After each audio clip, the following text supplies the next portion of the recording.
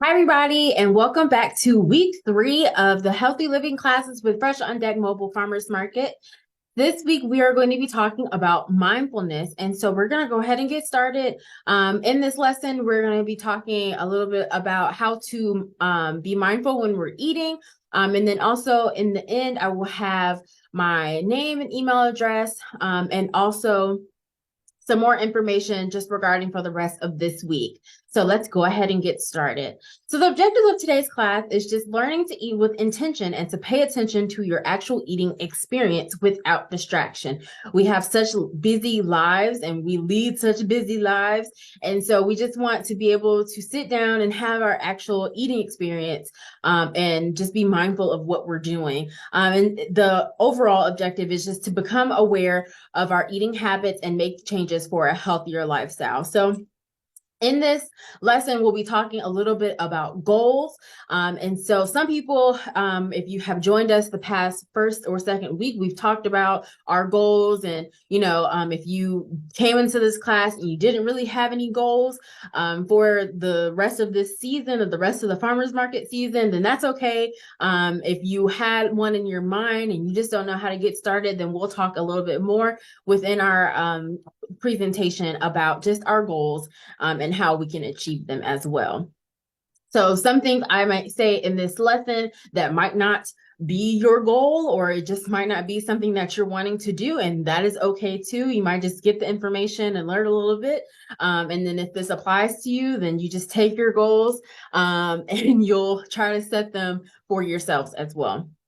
So mindful eating, what is it? It is the process of paying attention on purpose to our actual eating experience without judgment. It is eating with intention and attention. While this sounds very straightforward, the process of mindful eating can be quite complex, especially for those that really like to multitask, which is just about all of us, right? Mindful eating is thinking about what is happening right now, taking a second to think about this moment and not what you have experienced in the past few days, or just thinking about what's going on tomorrow, what's going to be happening next week, what's going to do this and that and that. And, we always have our minds racing with the next move. So just being mindful is just looking in the here and the now, right in this moment. So paying attention to what we are eating is eating with awareness. By being aware of each sensation of the experience of actually eating, we'll just, enjoy our meals more. And we can acknowledge the chewing, the tasting, the swallowing of our food moment by moment, just being more aware and having to enjoy those moments while we are eating. So some irrational ideas about eating. We all have some ideas and beliefs about eating that might not make sense really, but we still stick with them because sometimes it's something that we've learned when we were younger, things that just happened. Some people might have been in the military or whatever the case may be. So we all have these different types of ideas and beliefs about how we should eat our food. And so here's some of these irrational ideas, like I must eat everything on my plate, I must eat on time, breakfast, lunch, and dinner has to be 9, 12, and 6, right? Or 8, 12, and 6. I must eat a big meal in the evening, I must have 3 meals a day, and so on and so forth. And so these are just some of the things that we have just learned over our lives. And it's just some of the things that we could be more mindful of, so that we can actually enjoy our experiences and listen to our bodies, and just overall just be more excited about eating the foods that we have prepared for ourselves. And then some mindlessness triggers that we might have that can trigger to people overeating, or just might lead to being less active, is senses of being bored or feeling like you're deprived of something. It could be just lack of energy and feeling tired, wanting love and comfort. It could be the environment that we're in and certain activities.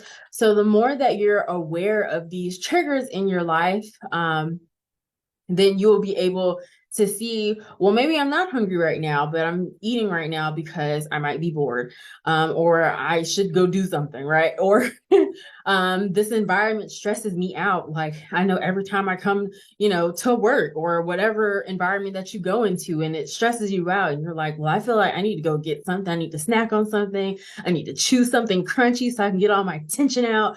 So that might just be some of those mindless triggers that if you aren't aware of it, then you're still going to continue to do it.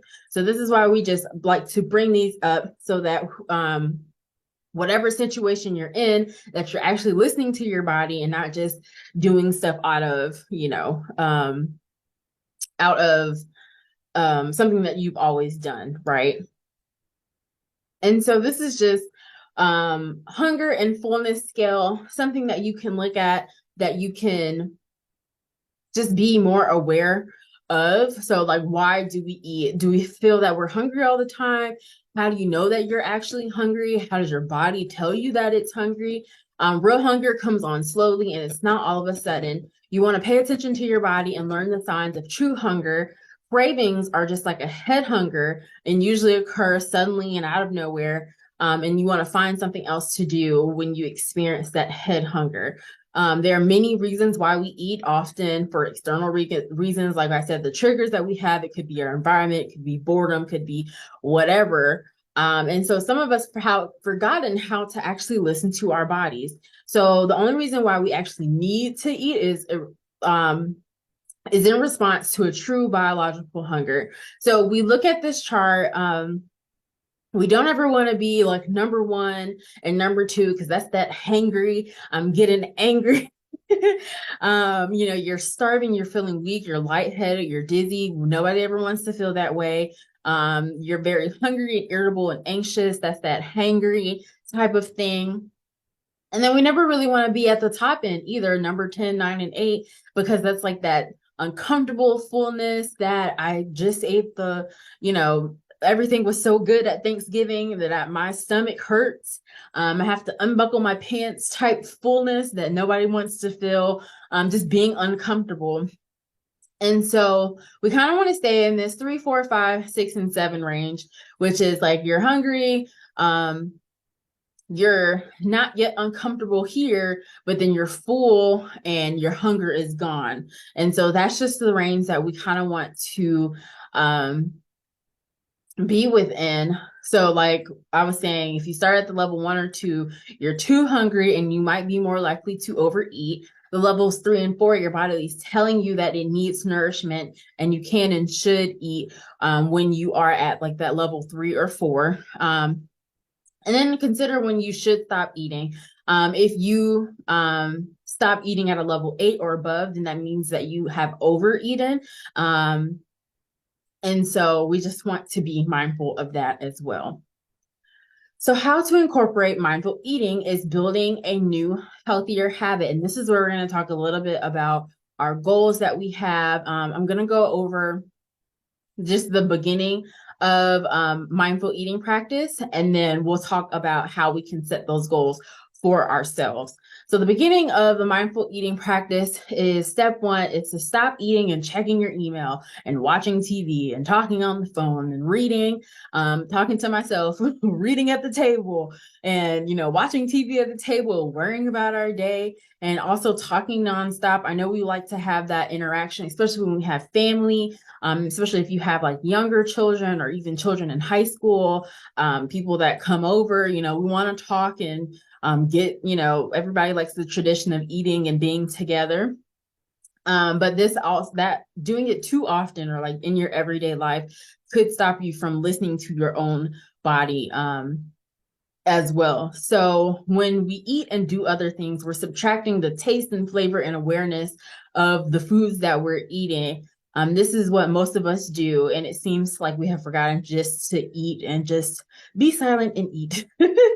And so try this instead, turning it off, turning off the TV, turning off your phone, putting your book down, doing 5 minutes of silence. If you're alone, try not to think too much about your day, what you have to do after you eat, because you have to eat and then you have to go jump and do something else, because that's just the lives that we're living now, or really anything just other than your food. So just having like a 5 minutes of silence, try to just focus on the food that you are eating.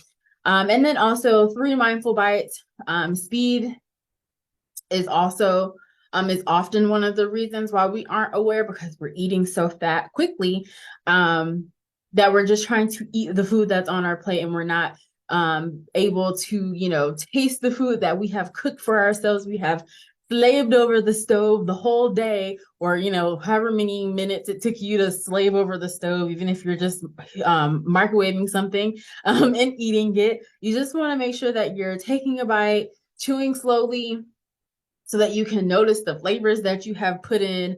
Maybe you tried something different. Maybe you did something new. And so just being aware of all of those. Also, step 2 is eat sitting down. We want to try to avoid sampling our foods. I know that we have to taste the food as we're preparing it, but we want to try to not do that as often. Sneaking in those bites of foods, break room treats as well, nibbling and all sorts in that. And so we just want to try to create the ambiance.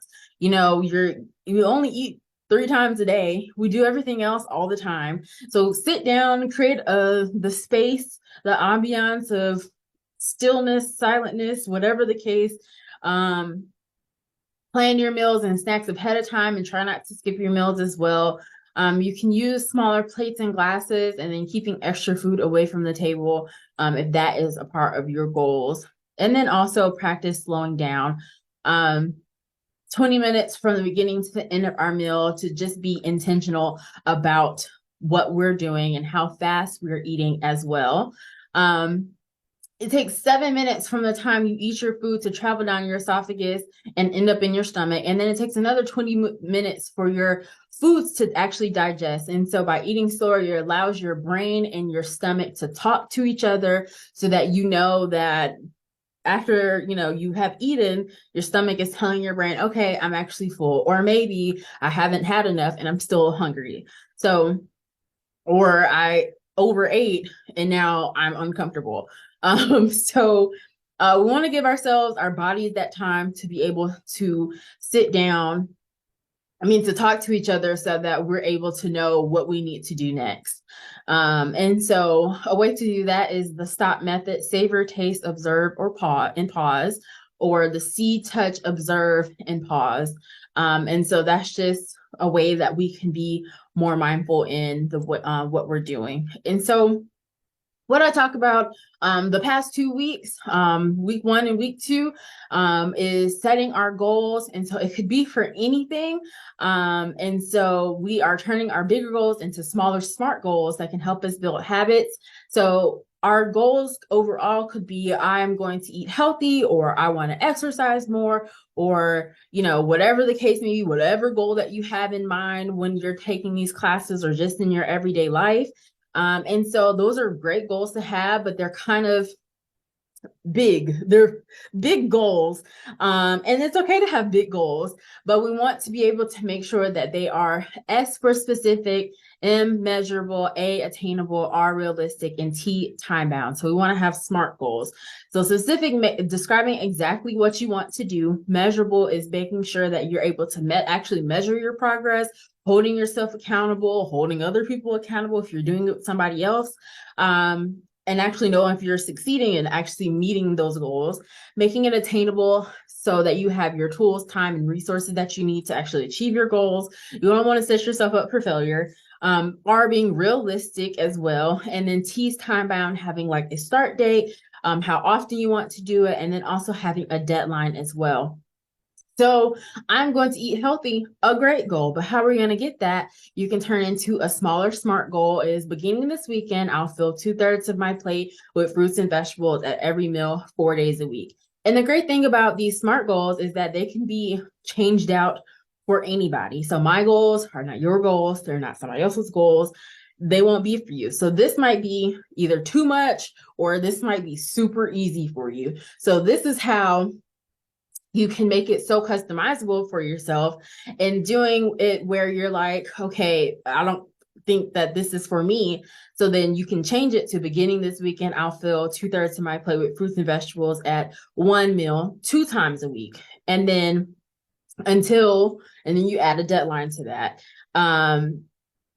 And so also with like, I want to exercise more. I want to be more physically active. That's a great goal to have, but how can we make that into a SMART goal? Beginning Monday, I'll do at least 30 minutes of activity 5 days a week.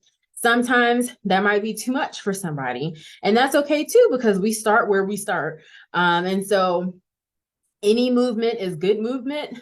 And so beginning Monday, I'll do at least 5 minutes of walking around my neighborhood 2 days out of the week. And that is where you can start. And then you can have a a deadline on that.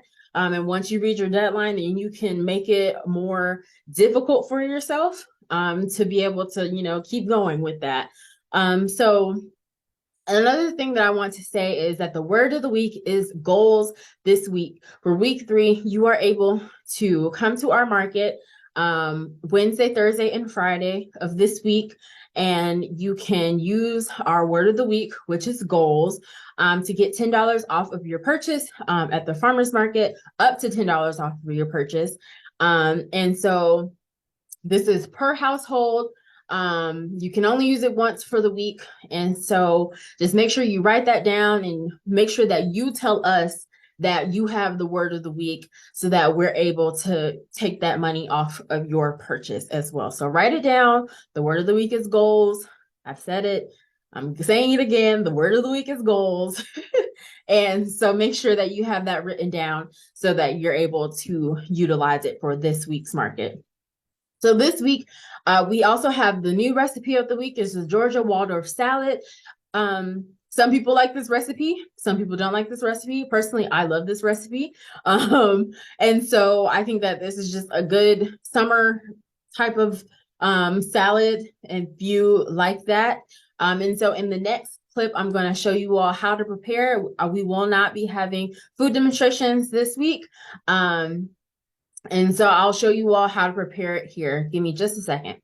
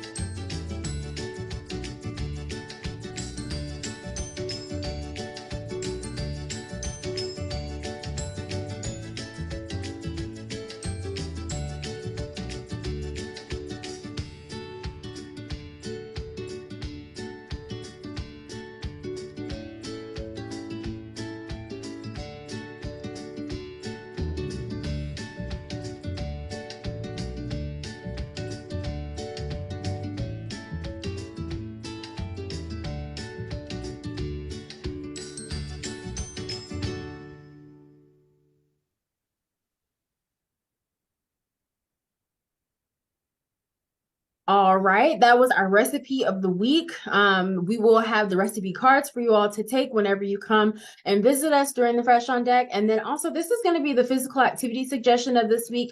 I love just providing some different types of physical activity suggestions for people to do that has no cost. You can do it at home. If you have internet connection and you can get onto YouTube or whatever other thing that you can look at, this is just one of the suggestions that I have for you. I'll throughout the time that we have together, I will be providing upper body strength, lower body strength, dancing workouts, yoga, chair workouts, all different types of yoga activities for people that look like you, that might not look like you, whoever it is, just so that you all have some ideas if that is something, if that is a goal that you have, is to be more physically active, and you don't want to leave your house, and that's okay too. You can do it from the comfort of your own home in the air conditioning.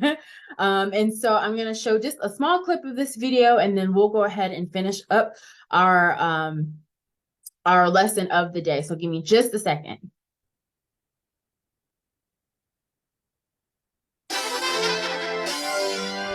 What's going on, everybody? This is your girl, Roz the Diva. And I'm Tanya.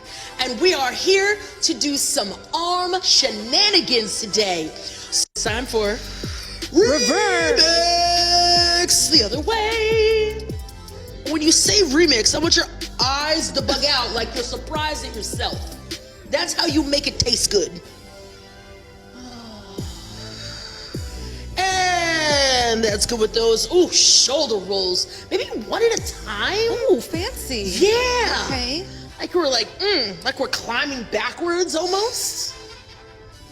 You know, this is great and so informative at the same time because it informs me I should be doing these more often and not just every couple days, but that's remix. But when I do this on a regular basis, oh man, I just feel better overall. Mm-hmm. And this is a movement you can do at any time of the day.